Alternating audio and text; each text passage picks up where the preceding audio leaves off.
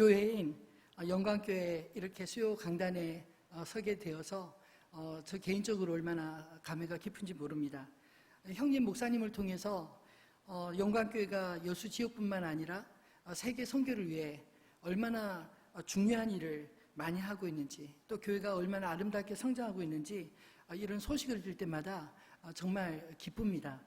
1982년도에 교회를 개척할 때 천막으로부터 시작해서 지난 40년 동안 영광교회를 지켜오신 우리 성도님들 참으로 수고 많으셨습니다. 성도님들의 소식을 들을 때마다 한결같은 믿음의 헌신으로 성도님들의 가정과 자녀들의 삶에 하나님이 주신 복된 소식들을 들을 때마다 역시 우리의 믿음은 헛되지 않다라는 이 사실을 하나님 앞에서 더욱 깨닫게 하는 것 같습니다. 저 또한 영광교회에서 하나님 나라의 꿈을 꾸고 또 하나님 앞에 종으로서 소원을 하고 또 이곳에서 자라왔기 때문에 더욱더 감격이 남다른 것 같습니다. 우리의 지나온 세월들을 되돌아보면 분명히 교회적으로나 또 각 가정으로나 위기가 왜 없었겠습니까? 그런데 위기는 어떤 의미에서 새로운 기회라 말하지 않나요? 세계적인 코로나 팬데믹으로 많은 것에서 제약을 경험하는 이 시기도 분명히 여러 면에서 이제까지 우리가 경험해 보지 못한 위기가 분명합니다.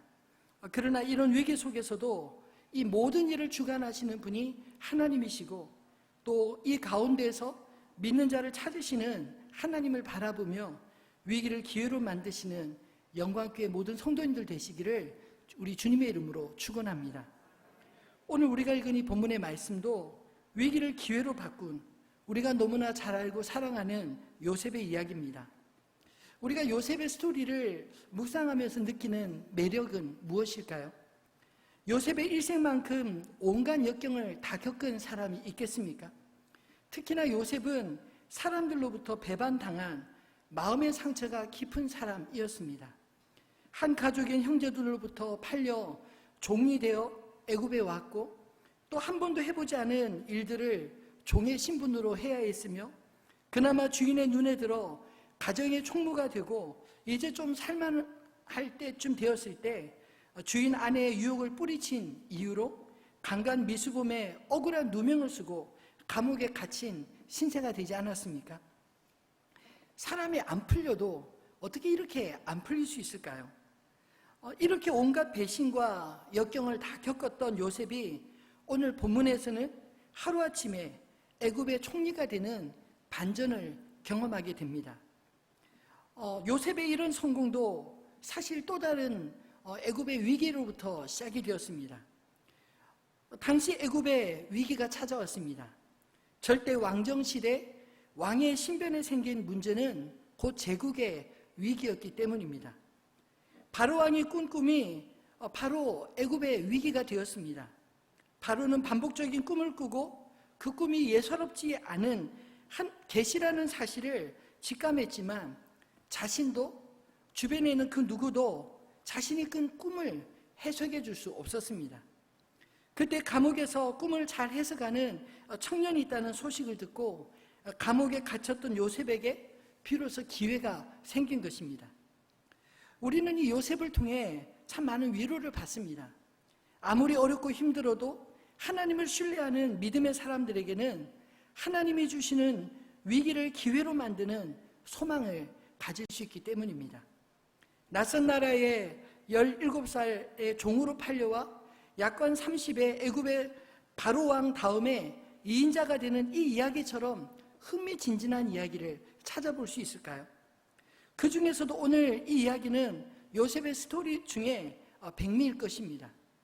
애굽의 종으로 팔려와 보디발의 종이 되었던 요셉이 주인 아내의 유혹을 거절하고 누명을 쓰고 감옥에 갇힌 이 억울한 일은 세상에서 완전히 잊혀질 뻔한 이야기 아니었나요? 그런 요셉이 감옥에서 나오는 것도 기적인데 나오자마자 애굽 왕에게 발탁되어 바로 왕 다음에 2인자가 된다는 것은 보디발이나 또 그의 아내 입장에서 어땠을까요? 그런데 오늘 본문에 보디발 아내를 어떻게 요셉이 처리했는지는 기록되어 있지 않지만 보디발의 아내 입장에서 종이었던 요셉, 그것도 자신이 누명을 씌워 감옥에 가두었던 요셉이 자신의 남편보다 더 높은 지위에 올라가는 모습을 바라보는 것만으로도 얼마나 마음이 두려웠을까요? 하나님께서 억울한 누명을 쓰고 감옥에 갇힌 요셉의 원수를 이런 식으로 갚아주신 것만으로도 요셉이 자신의 원수를 갚지 않아도 하나님이 이미 원수를 갚아주신 것처럼 참으로 통쾌하지 않습니까? 그러나 우리가 이 요셉의 반전 스토리에서 놓치지 말아야 할 것은 이 요셉의 성공은 그 누구도 따라할 수 없는 일회성 역사적 사실이라는 것입니다. 그럼 우리가 요셉을 통해 대리만족을 느끼라고 하나님이 이 이야기를 기록했을까요?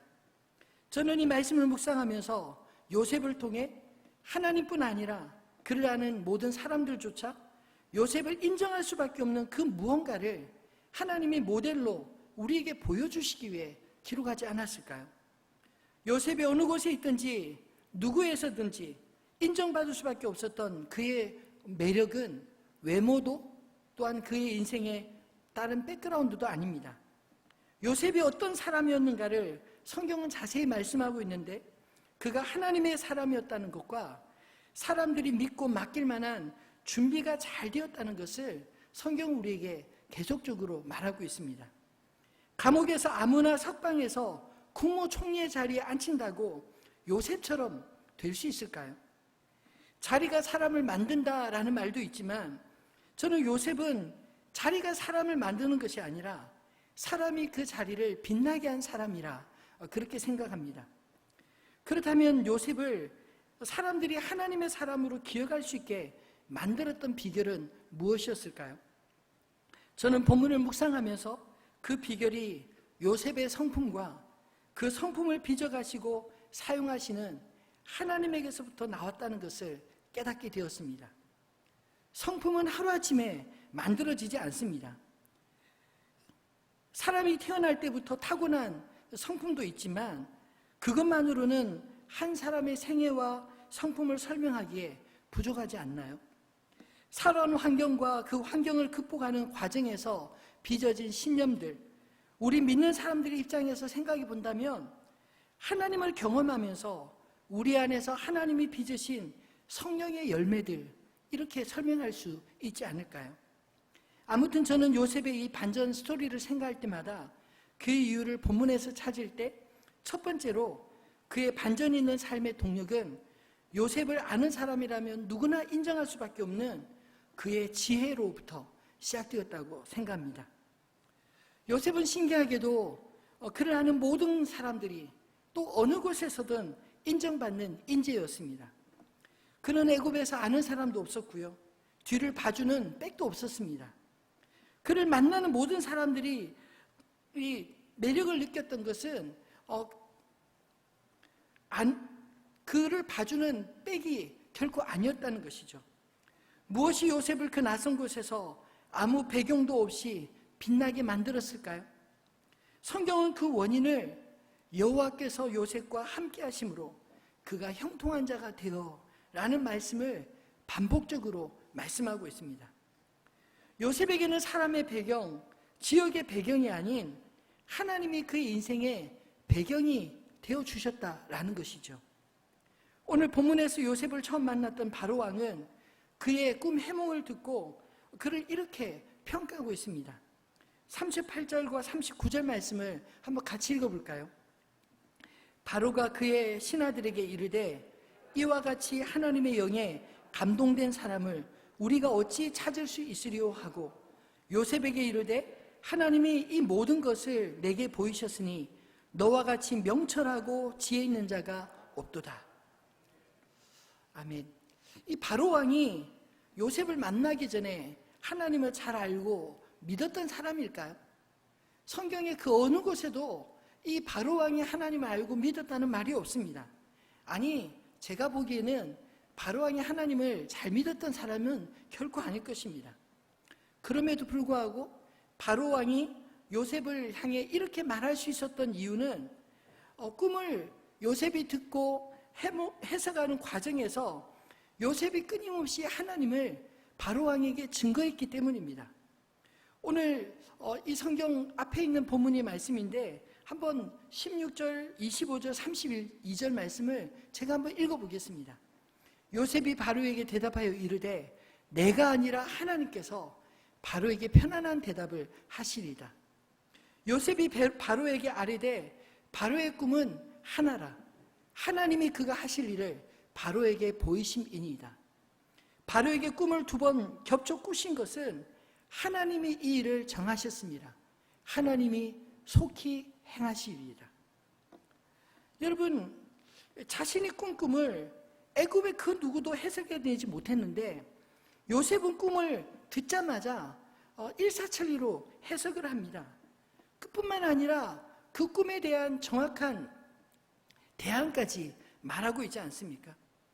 이 요셉의 꿈 해목을 들었던 바로왕이 요셉에게 내린 평가는 한마디로 말해서 너는 하나님의 사람이다. 그리고 이 애굽을 위기에서부터 구원해낼 하나님이 준비된 사람이다. 이런 평가였습니다. 요셉의 비결은 바로왕이 말한 것처럼 하나님의 영으로 말미암아 지와 명철을 가진 자라고 한 데서 찾을 수 있지 않을까요?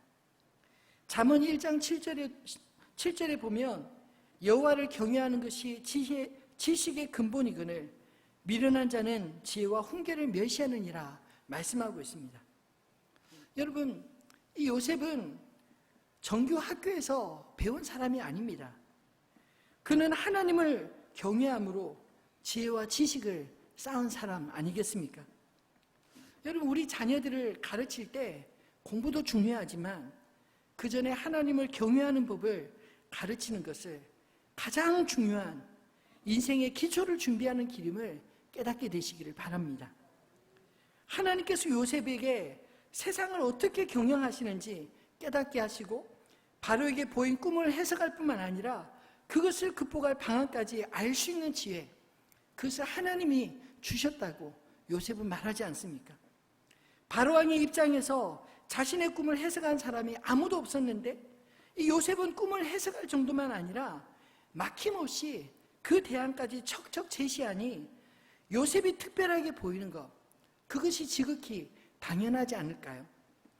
또한 요셉은 그 현장과 주인의 필요를 정확하게 아는 사람이었습니다. 요셉의 이야기를 듣다 보면 우리도 요셉과 같이 우리 인생에 반전이 일어나면 좋겠다. 요셉과 같이 사람들에게 인정받는 사람이 되면 좋겠다. 이런 생각이 들지 않으시나요? 우리가 아무리 세상에서 요셉처럼 인정받는 사람이 되고자 할지라도 정작 내가 섬기는 곳에서 그곳의 필요나 또는 리더의 필요를 알지 못하고 내 고집만 피운다면 과연 현실의 요셉처럼 그렇게 인정받을 수 있을까요? 요셉은 자기가 섬기던 사람들에게서 언제나 인정받는 인재였습니다. 맡기면 안심이 되는 사람, 주인에게 이익이 되고 뒤돌아 해를 끼치지 않을 확신을 주는 그런 사람 요셉이었습니다. 그랬기에 보디발도 요셉에게 자신의 곳간을 맡겼고 감옥의 간수도 죄수들을 관리하도록 감옥의 열쇠를 요셉에게 맡겼습니다. 심지어 바로왕조차 요셉에게 왕국의 곳간을 다 맡길 수 있었던 것이 이런 신뢰를 얻은 비결이 아니었을까요? 이런 요셉과 같은 사람이 직장에 있다면 얼마나 좋을까요? 보디발과 간수와 또 바로왕이 그에게 모든 것을 위임하고 맡겼던 것처럼 다 맡기고 싶은 그런 마음이 들지 않을까요? 이런 사람은 어느 곳에서나 누구에게나 꼭 필요한 사람인 줄 믿습니다. 바라긴 영광교회 모든 성도님들이 이 땅에서 그렇게 인정받고 쓰임받는 사람들 다 되시기를 주님의 이름으로 축원합니다. 요셉이 주인의 필요를 알고 채워주는 사람이라고 아부를 잘했다는 말일까요? 결국 그렇지 않습니다. 만약 요셉이 자신의 출세와 사람들의 인정에만 목적을 둔 그런 얍삽한 사람이었다면 아마 보디발 아내의 유혹을 뿌리치지 않았을 것입니다. 그러나 요셉은 주인 보디발 앞에서나 하나님 앞에서나 충성스러운 사람이었기에 그 유혹을 뿌리치고 억울하게 감옥에까지 간 것입니다. 요셉의 지혜는 자기 앞가름만 잘하는 것이 아니라 하나님 앞에서 부끄러울 것이 없고 상대방에게 해를 끼치지 않는 그것이었습니다. 나 살자고 다른 사람을 해치지 않았다는 것이죠. 이런 요셉을 사람들뿐만 아니라 하나님께서도 사랑하시고 그를 통해 일하신 것이 아닐까요? 아무리 어려운 시대라고 하지만 오히려 이럴 때일수록 지혜로운 하나님의 사람들이 나서서 할 일들 그만큼 많이 있지 않을까요? 저는 하나님께서 요셉만 그렇게 쓰셨다고 생각하지 않습니다. 하나님을 경외함으로 지혜와 명철로 이 시대에 하나님의 뜻을 읽을 수 있는 사람, 어느 곳에서나 꼭 필요한 지혜로운 하나님의 사람들로 아름답게 쓰임받는 여러분 모두가 되시기를 주님의 이름으로 축원합니다. 두 번째로 요셉에게서 그의 인생의 반전의 동력을 또 한 가지 찾는다면 그는 말만 잘하는 사람이 아니라 분명한 성과를 내는 성실한 사람이었다는 것입니다. 오늘 본문 45절로 46절에 보면 바로 왕에게서 그가 총리직을 임명받자마자 곧바로 바로 왕 앞을 떠나 애굽 온 땅을 순찰하는 것으로 시작했습니다. 7년의 풍년의 때에 풍년에 들뜨지 않고 하나님이 계시한 대로 앞으로 닥칠 7년의 대기근을 대비하기 위해 차근차근 곧바로 일을 시작했다는 것이죠.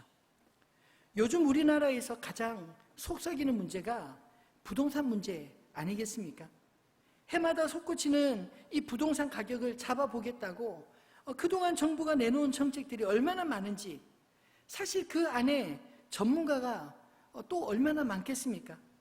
그런데 이상하게 아무리 세금을 올려도 안 잡히고 변두리 땅을 개발해서 수요를 높이고 수많은 정책들을 쏟아내지만 아직까지도 잡힐 기미가 잘 보이지 않습니다.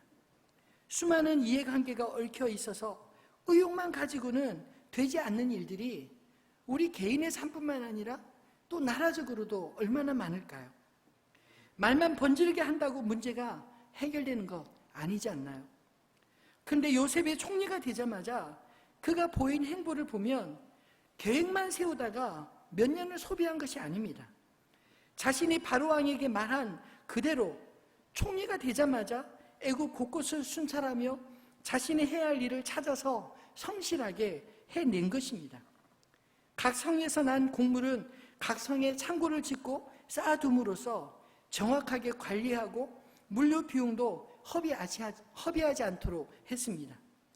마치 요셉은 감옥에서 미리 준비하고 계획을 다 세워서 나온 사람처럼 자기가 무엇을 해야 할지 알고 꼼꼼하게 살피는 성실한 사람 같지 않나요? 한마디로 이 일을 위해 철저히 준비된 사람처럼 일했던 것입니다. 얼마나 잘 준비했는지는 56절, 57절을 통해서도 확인할 수 있습니다. 온 지면에 기근이 있음에 요셉이 모든 창고를 열고 애굽 백성에게 팔세 애굽 땅에 기근이 심하며 각국 백성도 양식을 사려고 애굽으로 들어와 요셉에게 이르르니 기근이 온 세상에 심함이니라. 바로의 꿈처럼 정말 7년의 풍년이 끝나자마자 7년의 흉년이 시작되었습니다. 애굽에 뿐만 아니라 주변의 여러 나라도 기근으로 먹을 것 구하기가 무척 힘들었습니다. 그런데 애굽에는 먹을 것이 풍부했습니다. 요셉이 7년 동안 준비를 잘해서 곡식을 많이 쌓아두었기 때문이죠. 요셉은 말로 때운 사람이 아니라 직접 실력으로 보여준 사람이지 않습니까? 우리는 요셉을 통해서 성경에서 지속적으로 말씀하시는 청지기의 모델을 볼 수 있습니다. 사실 청지기는 주인이 아니지만 주인처럼 자신에게 맡겨진 일들을 주도적으로 맡아 감당하는 종이 아닌가요? 예수님의 비유 가운데 종의 비유들은 대부분 이 청지기에 대한 비유들입니다. 달란트 비유의 종들이나 불의한 청지기 비유 등등 이 청지기에 대한 비유는 참으로 성경 속에 많이 있습니다. 왜냐하면 우리가 이 땅에서 누리는 모든 것들이 사실은 하나님의 것들을 잠시 맡아 관리하는 청지기와 같은 삶을 우리가 살아가고 있기 때문이죠. 요셉도 애굽에 와서 종살이하며 가정의 총무 일을 맡았을 때 그의 하는 것이 사실은 자신을 위한 것이 하나도 없었지만 열심히 일을 해서 주인의 집을 풍요롭게 한 것 아닌가요? 감옥에서도 간수의 일을 대신해 주면서 간수의 편의를 도왔습니다.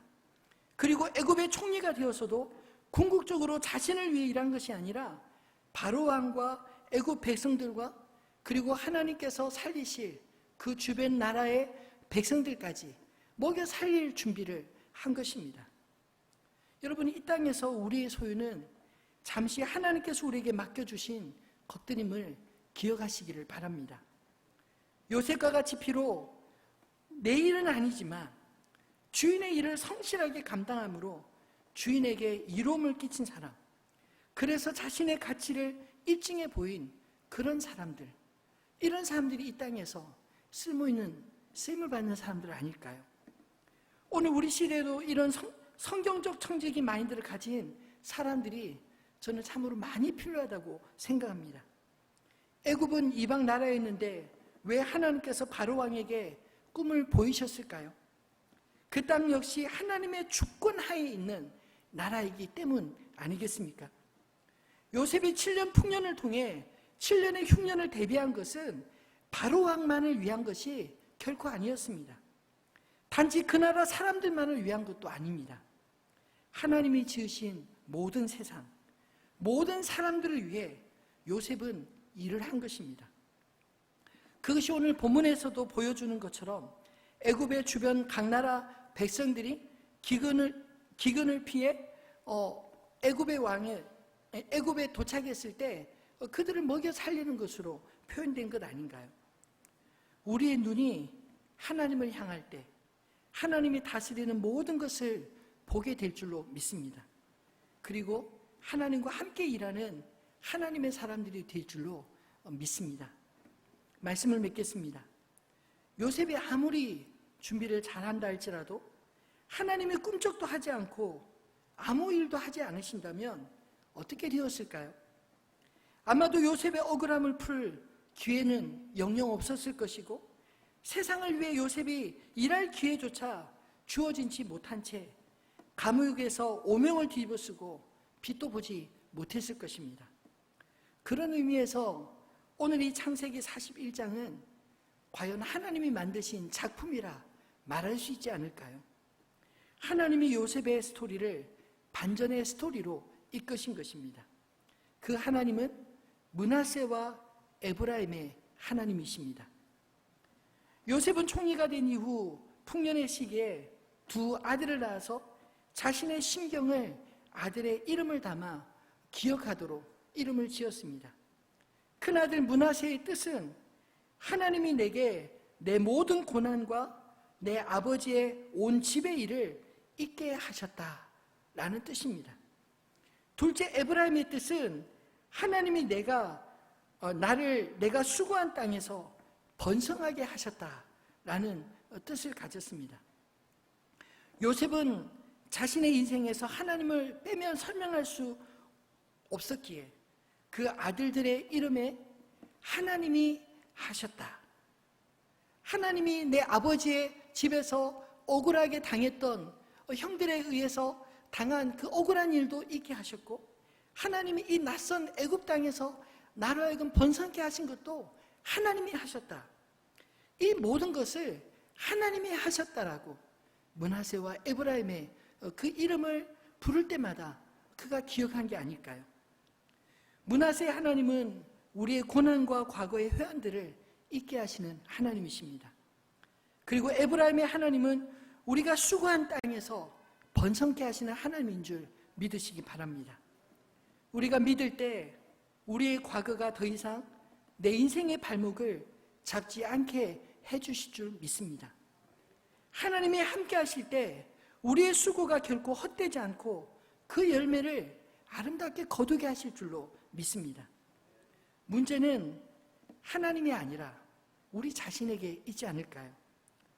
인정받고 성공하고 싶지만 우리에게 그런 기회가 잘 오지 않는다면 하나님이 일하지 않은 것이 아니라 하나님 앞에서 내가 어떤 사람인가 먼저 돌아봐야 하지 않을까요? 그리고 우리가 살아가는 세상에 대해서도 바른 이해가 필요합니다. 예수님은 마태복음 10장 16절에 이렇게 말씀하셨습니다. 한번 같이 읽어볼까요? 보라, 내가 너희를 보냄이 양을 이리 가운데로 보낸가 같도다. 그러므로 너희는 뱀같이 지혜롭고 비둘같이 순결하라. 아멘. 여러분, 우리가 살아가는 이 세상을 주님은 마치 양을 잡아먹으려고 혈안이 돼 있는 늑대로 표현하고 있지 않나요? 그럼 하나님의 사람은 이 세상에서 어떻게 살아야 마땅합니까?